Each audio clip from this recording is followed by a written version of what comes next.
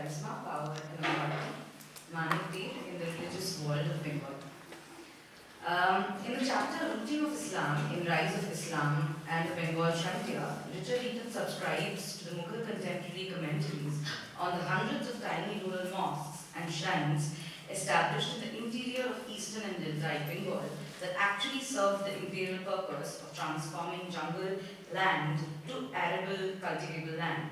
He discusses Islam in the context of how these same shrines and mosques dedicated to saints and other superhuman agencies serve the purpose of spreading the cult of Allah among the available populace.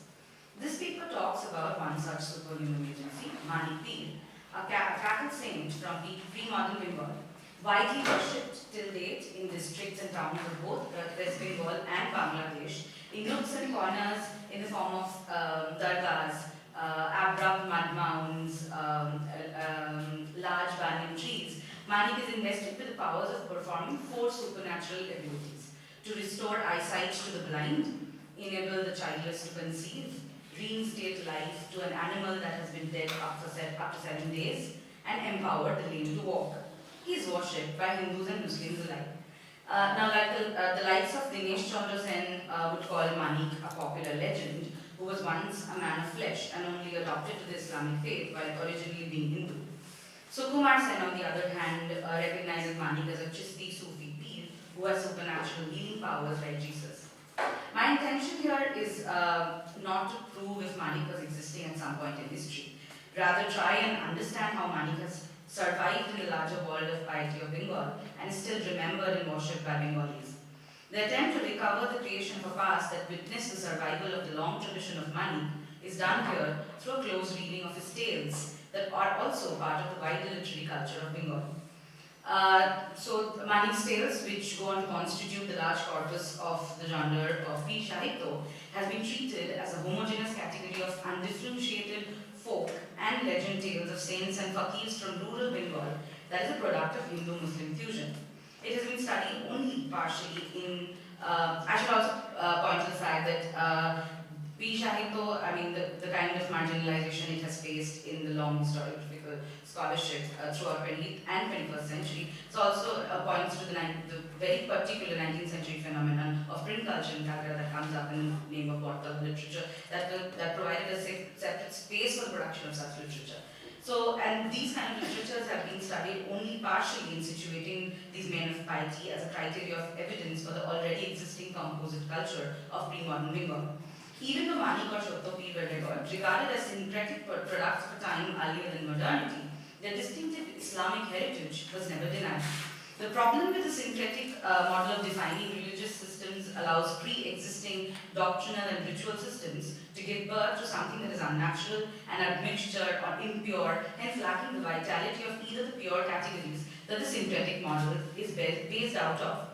Tony Stewart provides rather an alternative theory of translation to study religious encounters or conflicts depicted in extensive literatures produced in pre-modern Bengal to understand Islam, how Islam deployed what we now would call similar literary tropes, motives, ideas, themes, religious technicalities or vocabularies that otherwise belong to Bengal's Hindu, Buddhist or Vaishnav religious past.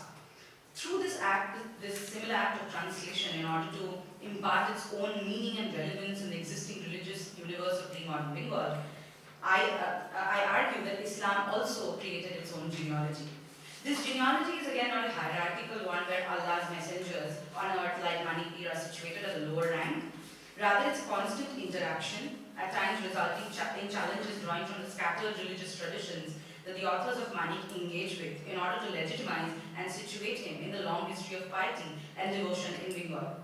I look at the making of Manik's authority from his tales, his claims to a religious and literary genealogy that points to an assertion of his authority not only in the realm of Bengal's sacred history of piety, but also in the realm of Islam. So in the next section, I will try and fix the genre of Manik's tales that again form a part of the Sahitya, but I distinctively look into each of the genres that these tales kind of connotate. So the next section is called Kissas, Panchalis and Puthis, Manik in the literary world of Bengal. So I focused on 3 distinct tales of Manik Pir, one from late 18th century and the other 2 from early 19th century.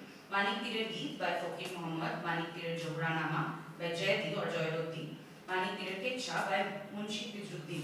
In the first tale, the story revolves around Dukhiya, a poverty-stricken low-caste cowherd who steals Manik's golden shoes after Manik had been chosen by Allah from among all peers to descend earth and bring under control the endemic diseases. The later part of the story unravels the corresponding supernatural powers of Manik in order to recover his golden footwear and in the process granting Dukhiya's wishes to lead a wealthy and prosperous life. Jahuranama can be broken down into two parts, Jahura and Nama. The first part will correspond to Zahir. Now we know that there are two types of knowledge accepted by scholars of Islamic epistemology and theology, the Zahir and the Batin, the former esoteric, the latter hidden by allegory and to be interpreted. Bengali does not have the word, does not have the sound Z or Z. So the word in Bengali is Jahir, meaning to assert, make obvious. Therefore, Johura Jahir becomes the assertion or revealing of the esoteric knowledge of or God's own words. On the other hand, Nama is borrowed from the Persian word Nama, meaning book or letter, which in literary records and conventions enabled to be appended to the multiple models of generic writing, for instance, Siyasat Nama, Chach Nama, or let's say Babar Nama. So, Jahura Nama will become a tale of the miraculous ventures of Pir Badur, another mystic of the land of Bengal, by trying to introduce the figure of Manik, born to Dul Bibi, the Badshah's daughter in Delhi.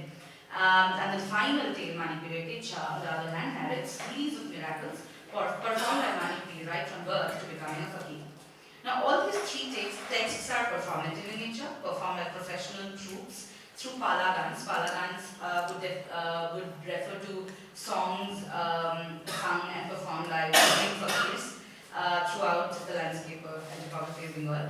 And they are written in a particular format, which is called Panchali format, which is a poem or a rhyming verse sung, read, or recited during the observance of a broto, which is a vow made to serve the deity in exchange for a specific blessing related to the worshipper's domestic well-being.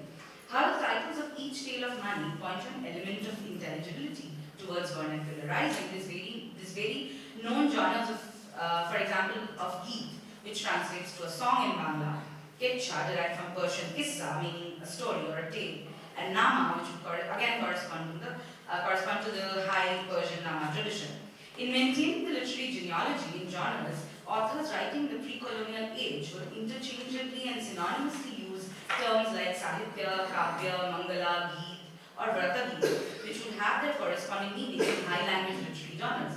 That there wasn't any rigid sense around the complete use of such genres would point to the fact that Jahura Nama and Ketcha, though representing distinctive genres, would draw from the same pool of literature to define their narratives and can also be identified as padabalis at the same time. To correspond to the general claim that Manik's tales, which are part of Pir Sahitya, are Islamic emulations of Mangalkavyas. Mangalkavyas are literatures, they are the corpus of texts dedicated to deities with narrative originality, bearing charismatic abilities from 16th century, also written as Panchalis. So the famous Mangalkavya texts would include Manusha Mongol, Choti Mongol, Dharma Mongol, also Jaya Mongol, for instance. But it is important to point to the creation of genealogy that Manik's authors are attempting at. The point I'm trying to make is that Mangalkavya literatures, which too genealogically can be traced back to Puranas, as Kumkum Chatterjee would argue, become an important register for identifying the creation of a literary world away from Sanskritized high language that Pir Sahitya heavily borrows and draws from. This consequently helps us to explore the history of communities that have been socio-politically misplaced in generic and linear readings of culture, society, region, and religion. Therefore, when Joyati and Faqir Muhammad refer to an army of tigers that accompany Manik Pir in his pursuits of performing charisma, they are seen borrowing from the rich tradition of Rai Mongol. Most scholars would argue in favor of a superimposition of early literary techniques, motives, ideas, and themes that was a characteristic feature of 18th century Bengali literature. However, what is overlooked is the attempt of these early modern writers to capture that line of genealogy to situate Manik Pir in the same climate of conquest and karamat as the protagonists of Rai Mongol. Therefore, superimposition of previous composition and creating a new one does not translate into them being lesser as a literary creation. It needs as much literary imagination in order to introduce a charismatic legend like Mani in the literary cosmology of pious man. And that, I would argue, is achieved through the underlying language of authority, charisma, and miracles. This brings the final section of my paper, which is dealing with this underlying language of authority. It's called Conquest and Karama, a genealogical tradition of charisma. Now, in the Sufi hagiographical writings, starting the discussion on spiritual authority has been addressed by a lot of scholars from Simon Digby to Al-Qarans. Digby has talked about the Sufi sheikh as a source of authority in the medieval climate of conquest and karama, where he would derive his authority by performing miracles, which further defined his velayat and gave meaning to his silsila. Ernst has explained authority evoked in textual formations in the Malfuz, where Sufi masters would regularly borrow, refer to, and quote anecdotes, miraculous events, and passages from the Hadith in their oral teachings to murids or their disciples. This is a crucial point of entry for the discussion on the tales of Manik. In case of Manik's tales, there is no presence of a silsila or a tariqa to which he can be ascribed to. The authors composing Manik's tales never received personal teachings from him. However, these tales at the same time entail doctrinal teachings, strong moral lessons, finely tuned with the socio-religious sentiments of the time. And these teachings only become relevant because of the construction of the genealogy of charisma. For example, if you look at Jabaranama, it invokes Durga, Ram, Krishna, Vishwakarma, and other Brahminic and Puranic religious figures in the tale to construct a powerful image of Manik. When Badr Pir, for instance, summons Vishwakarma to finish building the mosques at Tribeni, Allah intervenes, anticipating that Vishwakarma's creation might put the magnificence of Mecca and Medina to shame. He then forces the sun to rise, thus leaving Vishwakarma with no choice but to depart with an incomplete task. Badr, however, doesn't lose heart and instead seeks Zafar Khan with Ghazi's blessings. So in order to just make things clear, Badr Pir is the same mystic who's introducing Manik to this world of piety in the tale of Jabaranama. So Jayarati writes, Dekhiya Badr tobe Bishai palailo, Zafarda Gaji tore dakite lagilo, Aira dofda Gaji Badr hujure, full shini pabe, thako triboni thai. Badr, upon seeing that Vishwakarma has fled, starts to call upon Zafar Khan Ghazi. Zafar Khan Ghazi appears that Badr is called. He's promised flowers and sweet meats if he stays by the banks of Tribeni. Now, Zafar Khan, a North Indian military general who had defeated the Bengalis and settled in Tribeni, which is a present-day district in Hooghly in West Bengal, is mostly regarded a legend in contemporary times. However, Dargah at Tribeni dated 1298 is lasting evidence of his historical presence. Jayarati tries to evoke a sense of history while remembering Zafar Khan and his conquests across Bengal. Zafar's mosque was already an established place of piety where people visited to pay homage and respects to the commander's shrine. The invocation of Zafar Khan Ghazi, a legend in time, by Badr Pir, shows how the author here attempts the creation of a genealogy for Manik, where he could succeed the likes of both Zafar and Badr, both of whom made considerable struggles to prepare the world for a spiritual descent. The inability of Badr to construct a mosque that would serve his own purpose of Jahira, that is to spread Allah's words, doesn't make him any less heroic in this context to establish Manik as an avatar of Allah. The poet invoking Zafar Khan Ghazi to impart the same sense of history in the making of Manik's charismatic persona maintains that chain of genealogy of karama. However, the making of this genealogy or this lineage of charisma is not an uncontested one. There are instances from the tale where Badr is seen arguing, challenged by other actors, his own identity questioned in the process of introducing Manik to the world of men. Such contestations are crucial to understand that Manik inherits a world that has already experienced unfolding of charisma, invigorating revelations of godly grace in the compositions of Mangalkavyas, padabalis, Puranas, and the spectacle of padagans. It is only a matter of time till Manik proves his miraculous worth and inspires as much respect and devotion. Kaha ka fokir tui, kaha tera dera, দ্বাদশ বৎসর বসে তপস্যা করি মোরা অতএব বলিয়া বদর হইল কোপানবে পূজা করে তপস্যায় বসিল বাদশাহী করতার করতার এইবার দেখা দাও গঙ্গা ডাকে বড় ভাই তোমার What kind of fakir are you? Where is your abode? We have been meditating here for 12 years now. Hearing this, Badr is enraged. He immediately sits down to meditate, wearing tiger's skin. Badr prays to Allah, that is Korta, to answer to his calls, so that Ganga reveals herself, responding to the earnest call of her elder brother, Badr. In this episode, we see Badr visits Tribeni again, the holy town, where a group of holy men are meditating to receive Goddess Ganga's blessings, Ganga Darshan, and also get a glimpse of her divine presence. Badr, being a Yavana, that's an outsider, challenges that he could summon Ganga as he is her elder brother, to which the holy men start questioning Badr's identity and hurl insults at him. It is important to know how Jayarati symbolically introduces the figure of Ganga, one of the oldest sacred figures in Hindu mythology, part of both Vedic and Puranic representations of worship and devotion. The Ganges is a distilled lifeblood of the Hindu tradition of its divinities, holy books, and enlightenment. As such, her worship does not require the usual rites of invocation, that is avahana at the beginning and dismissal, visarjana at the end, required in the worship of other gods. Her divinity is immediate and everlasting. Now, Bodor contends that his devotion is so earnest that Ganga would not be able to refuse such a call, and further strengthens such a claim by establishing a kinship tie with the goddess.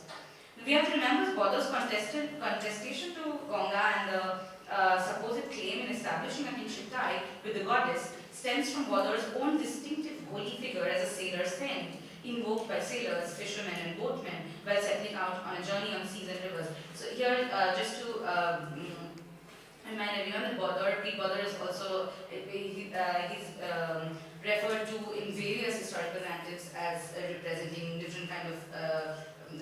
For instance, he's times regarded as one of the archthieves. At times, he's referred to resemble Caryapadas himself. Or there are other scholarship which identifies Bodor as a Portuguese sailor, some who has accompanied Shah Jalal in his conquest from the 11th or 12th century, with the invasion of Islamic Bengal. So, therefore, Bodor, being the protector of water bodies revered by the Deltaic people, invests him with as much power and charisma as is mythologically given to Ganga, thus enabling him to challenge the goddess.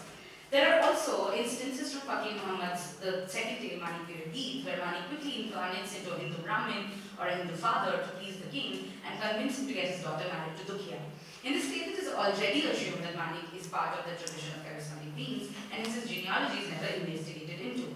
However, there are always ways in which his miracles unfold just to reiterate and remind us, the audience, the fact that Manik is an integral part of the religious history of the land of Bengal. For instance, invoking the deities from Mangalkavya adds another dimension to Manik's tales. In Manik Pir, when Dukhya sees Bilshen's daughter, his wife, for the first time, he couldn't help but compare her beauty with the goddess Chandi. Mahamai Chandi Thakurani Tomai Bojhai, Aaj Jodi Bachi Mago Kali Ghare Jai, Aaj Jodi Bachi Mago Kali Jai Ghare, Abol Chhabol Munish Boli Devotare. I took you for Mother Chondi. If I live today, after being mesmerized by your beauty and presence, I will visit Kali's temple tomorrow and sacrifice innocent goats, buffaloes at your feet. Fakir Muhammad, writing this in the latter half of the 18th century, inhabited a world where the shared cosmology of powerful, charismatic religious beings could coexist, derive legitimacies from each other, and also inspire the devotion and respect from all classes and communities of people.